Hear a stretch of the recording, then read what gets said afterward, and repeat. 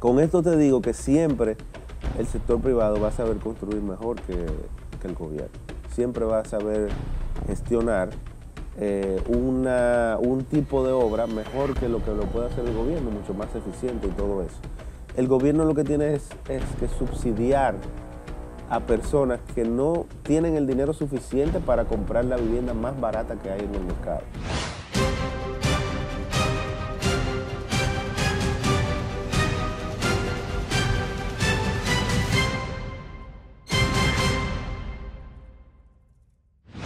Bueno, seguimos con los contenidos. Recuerden que estamos de lunes a viernes desde las 6 de la mañana en Teleradio América, como la he bautizado, la Casa de la Democracia. Si nos ve en Romana TV, Canal 42, un saludito aquí con Micheli desde Romana para el mundo. Salimos 8 de la noche en Romana TV, Canal 42, 9 de la noche de lunes a viernes, CTV, Canal 1, Win Telecom. Un saludito a José Clase, a Damián Baez, mi gente querida de Win Telecom en CTV. De la misma manera, en Teleuniverso, Canal 29, saludito a Mauri Polanco desde Santiago para el mundo. Y TVIC Hispanic, Félix Suriel, señal abierta satelital de Estados Unidos a toda la diáspora. Conecta con nosotros en estas 4 plataformas, canales a nivel nacional con Teleradio América, y luego se suma el ecosistema digital, YouTube, redes sociales y nuestro diario digital, eldemócrata.do. Una expansión en el mundo digital que se combina con la televisión abierta. Había anunciado que teníamos la visita del ministro de Vivienda y Edificaciones, Carlos Bonilla, ingeniero Carlos Bonilla, una persona a quien hemos seguido, con quien he cultivado una gran amistad y hemos visto su obra de gestión a través de los resultados. Le hemos invitado para conversar de los grandes proyectos del MIBET y de la agenda de cara a este nuevo año. Bienvenido, ministro, un gusto recibirle en su casa. Espero que esta sea la primera de muchas. Muchísimas gracias por invitarme aquí, el Demócrata. Un toque de queda aquí en la mañana, este programa. Muy contento de estar aquí compartiendo contigo. Gracias por levantarse tempranito y con su apretada agenda, y saludar a Patricia, Claudio, ese extraordinario equipo. Me gustaría empezar por ahí. Usted, señor ministro, ha implementado un esquema quizás es poco conocido. El MIBET cuenta con una de las plantillas profesionales más completas, incluso jóvenes talentos del sector privado, al servicio de la gestión pública. ¿Cómo logra, de dónde nace la visión de corporativizar el servicio público cuando hoy día la gente no quiere ir a las instituciones públicas? Y lamentablemente ser parte incluso de un ministerio en cualquier función es hasta un riesgo reputacional. Bueno, cuando el presidente Abinader me da la oportunidad de pertenecer a su gobierno, pues evidentemente yo empiezo a conversar con personas del sector privado que son relacionadas a mí. Y pude notar y pude convencer, y hasta me sorprendí de la cantidad de gente que quiere servir a su país. Porque siempre va a valer la pena la República Dominicana.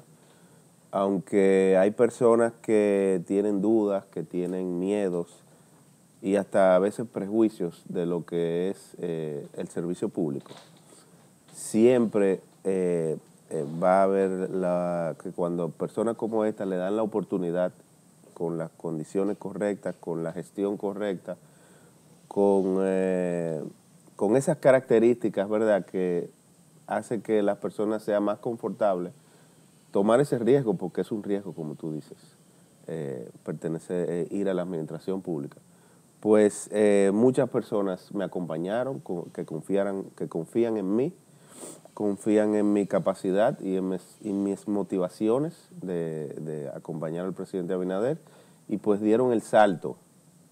Y estamos juntos ahora, ya llevamos 4 años y medio, dándolo todo por la República Dominicana y para que las personas tengan su vivienda propia.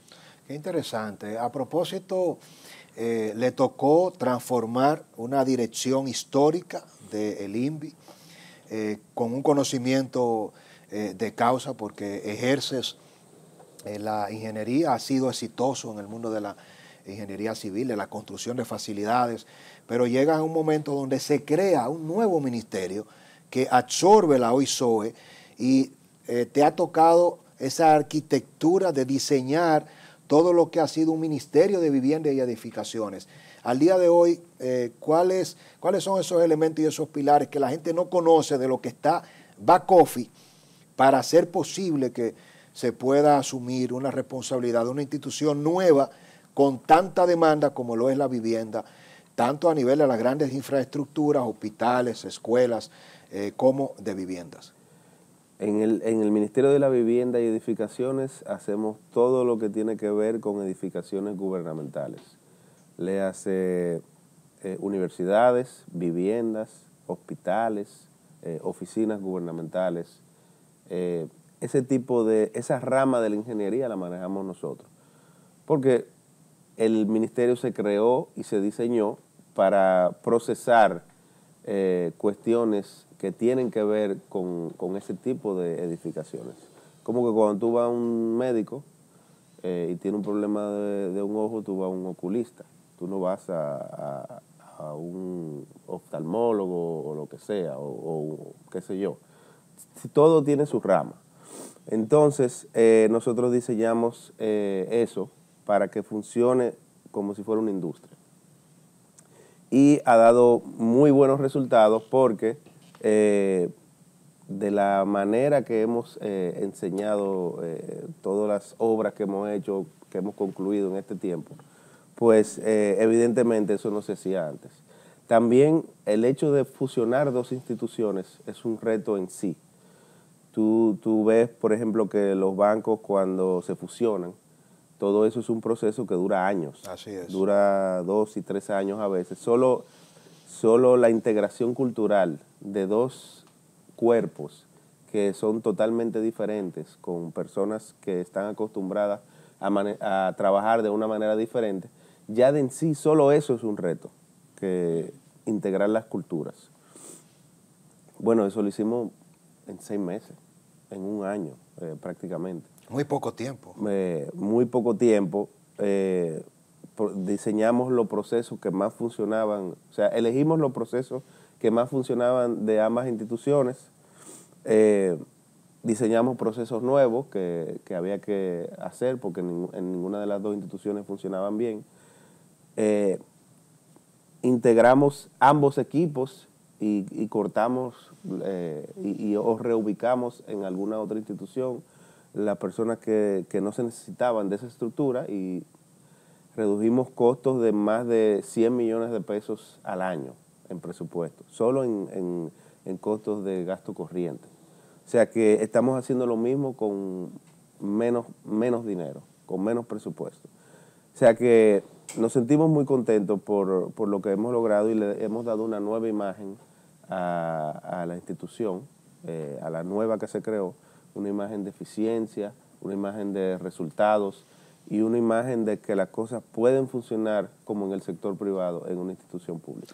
Hay un gran desafío, Carlos, y es precisamente la dinámica en la que el gobierno del presidente Luis Abinader y ustedes llegan al poder, y a ti, como gestor y líder de esta institución, de cómo impactar a comunidades, cómo manejar grandes obras, pero llegaste con muchas licitaciones ya adjudicadas, con grandes proyectos inconclusos, y quizás, y me corriges si no es así, ustedes han sido una de las instituciones que más han tenido que cargar pesado con el tema de la continuidad de Estado.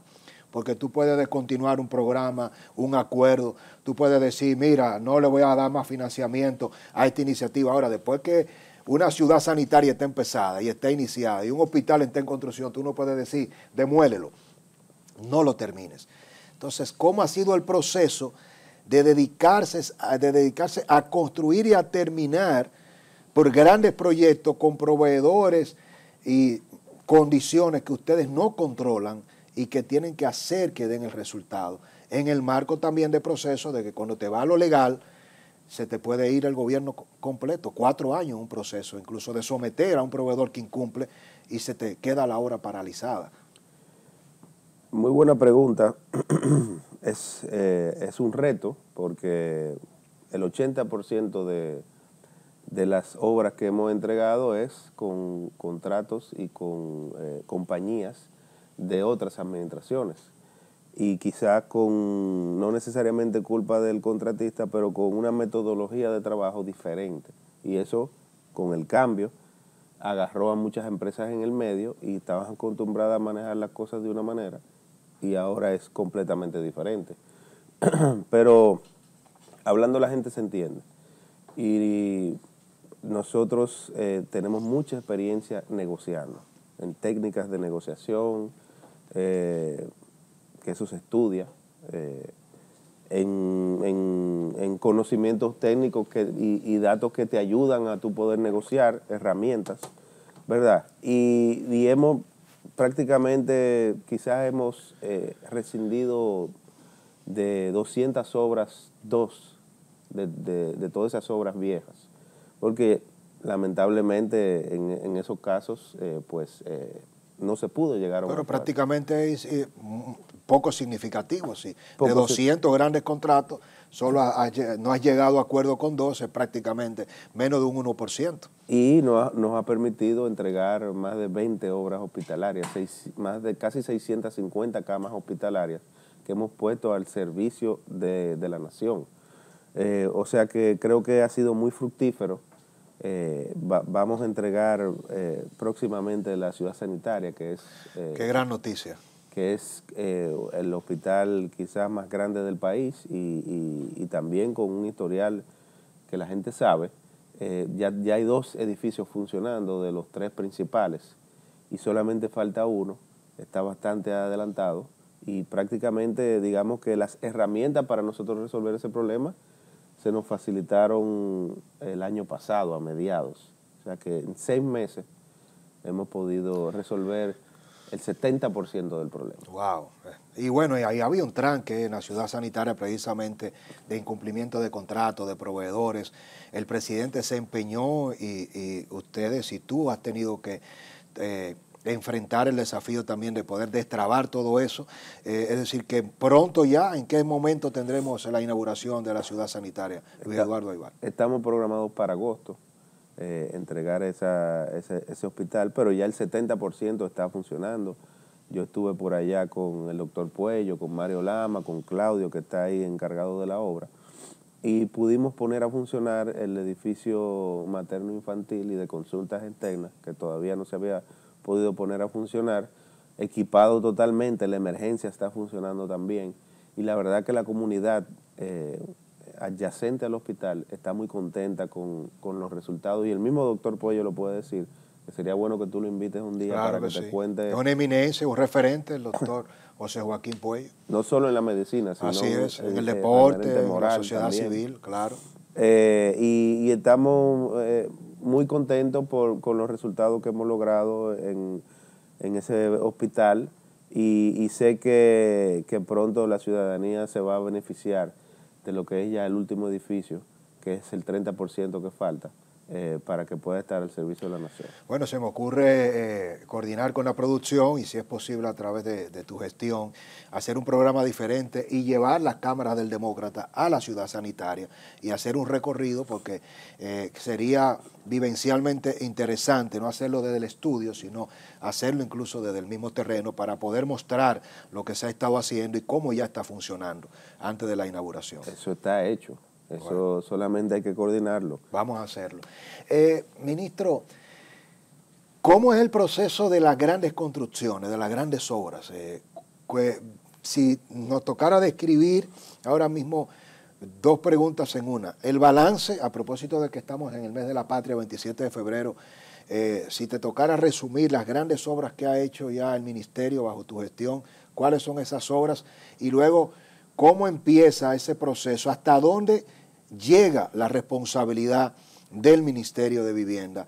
Desde la fase inicial hasta el clavo final y si se involucra luego en el seguimiento de que esa inversión, esa infraestructura no termine destruida con el gran problema de los mantenimientos y el cuidado que ameritan estas grandes inversiones. Bueno, nosotros hacemos un acompañamiento de principio a fin. Por ejemplo, en obras hospitalarias nosotros entregamos los hospitales habilitados. Habilitados significa que están aprobados por el Salud Pública para que puedan operar. Y si no están habilitados por Salud Pública, los seguros no pagan lo que tienen que pagar, la proporción que tienen que pagar a los pacientes que van. Y el 90% de los hospitales anteriormente no estaban habilitados. 90%. O sea que toda esa carga era del Estado Dominicano. Cuando un paciente con su seguro iba al hospital, el seguro no era aceptado, no le pagaba. Entonces ahora, no solo los viejos, sino que todos los nuevos pues están habilitados, y eso es una tarea que no es fácil, porque hay que hacer un diseño de cómo va a funcionar todo el hospital, poner los equipos a funcionar en secuencia para que se aprovechen los equipos más caros de una manera más efectiva. Por ejemplo, cuando tú tienes un quirófano, tú tienes 2 camas prequirúrgicas para preparar el paciente para que se va a operar. Eso tú no lo tienes que hacer en un quirófano, eso tú lo haces en una cama más barata. Entonces, pasas el paciente a operarse en el quirófano y después tienes 2 camas posoperatorias para que el paciente se pueda recuperar, y tampoco lo tiene que hacer en un quirófano porque sale muy caro. Entonces, antes lo hacían todo en el mismo quirófano y esa cama cara no tenía la disponibilidad de tiempo para hacer una rotación. Perdía capacidad instalada. Exactamente. Entonces, todo eso nosotros lo tomamos en cuenta a la hora de diseñar y hacer un hospital, y por eso es que los hospitales habilitados, el seguro, salud pública se asegura de que funcionan y que son seguros no va a pasar nada, que las bacterias están manejadas de una manera correcta, y es necesario. Nosotros ya no somos el país que éramos antes. Nosotros somos el país más importante del Caribe y tenemos que actuar en consecuencia, y tenemos que ponernos con los estándares internacionales. Qué interesante, pero fíjate que me sorprendo yo mismo, yo que soy acucioso, que me involucro en tantos temas, no desconocía esa descripción que tú has hecho de hasta dónde llega la responsabilidad del MIBEP. Uno se imagina que de repente esto es una construcción, un solar, se levantan los muros, las paredes, el vaciado, la losa, y entonces luego entra la parte médica, clínica. Y el esfuerzo también de poder contar en ese storytelling que tú has hecho, aplicando los conceptos incluso de gerencia de salud, es decir, que ustedes tienen una responsabilidad mucho más allá de la terminación de una gran obra. Le damos un acompañamiento a los médicos, a las personas que van a manejar el hospital después que se termina la obra, para que sepan cómo funcionan los equipos. Le damos entrenamiento para que sepan cómo funciona la parte mecánica del hospital, para que puedan operarlo correctamente, pero para que se preserven en el tiempo. A propósito de lo que hablabas del mantenimiento, que es un gran problema en las edificaciones, en las infraestructuras del gobierno, porque a veces entregan un hospital y a los 5 años está totalmente destruido. Y eso es al final una inversión de todos nosotros. Hay que tratar de preservarla y hay que tratar de que dure lo que tiene que durar, porque todo tiene su vida útil. Nosotros a veces entregamos los proyectos con perfiles de puestos, con los procedimientos, el flujograma de cómo debe funcionar un proyecto, de que tú entras por aquí, te dan un formulario, lo llenas, sale por aquí. O sea, le damos un acompañamiento para que la edificación funcione de la manera que fue concebida, y así le ahorramos dinero al pueblo dominicano. Qué interesante. Grandes obras, Carlos, entregadas en términos de una memoria de lo más importante que tú entiendes que han sido logros de tu gestión. En términos personales, 9.000 viviendas, 9.000 viviendas nuevas, con su título. Antes, en el INVI se entregaban, qué sé yo, 1.000 viviendas al año o algo así. O en una gestión se entregaban 4.000 viviendas máximo.